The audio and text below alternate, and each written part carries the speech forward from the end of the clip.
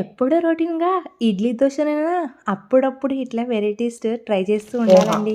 నేనైతే సింపుల్‌గా పోహా రెసిపీ మీకైతే చెప్పేస్తాను. మీరు కూడా చేసుకొని తినండి. మళ్ళీ మళ్ళీ చేసుకొని తింటారనమాట. సో, ఫస్ట్ అయితే పోహా తీసేసుకొని దాన్నయితే ఇట్లా వాటర్‌తో అయితే తడిపేయాలి. పక్కనే పెట్టుకోవాలి. సో, మంచిగా పీనట్స్ ఇంకా వరద్ దాల్ ఇవన్నీ వేసేసి మంచిగా రోస్ట్ చేసేసి చిల్లీ, ఆనియన్, కరివేపాకు వేసేసి కొంచెం మగ్గితే చాలన్నమాట. పసుపు అండ్ సాల్ట్ ఇవి కూడా వేసేసిన తర్వాత పోహా అయితే వేసేసుకోవాలి.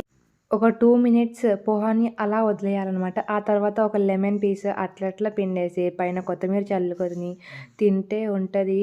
ఆహా! మళ్ళీ మళ్ళీ తింటారు కన్ఫర్మ్‌గా. ఇప్పుడు నాది మా అన్నయ్యది కామెంట్ మీరే చూసేయండి. పోహాకి one lemon, 2 pieces chili, green chili.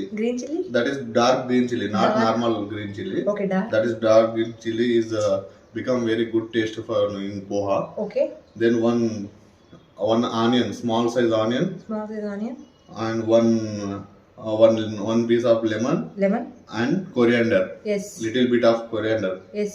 Now you start process. Okay.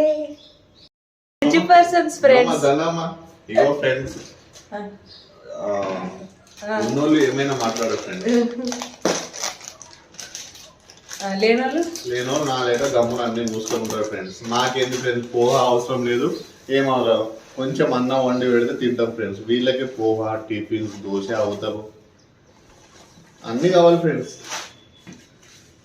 ఈ పోహా తెచ్చిన మనిషి ఈ మనిషి ఫ్రెండ్స్ అంటే వీళ్ళ ఆర్డర్ ఫ్రెండ్స్. నాకు తెలియదు. This poha you first eaten in Bombay friends. Yes, a recipe from Bombay.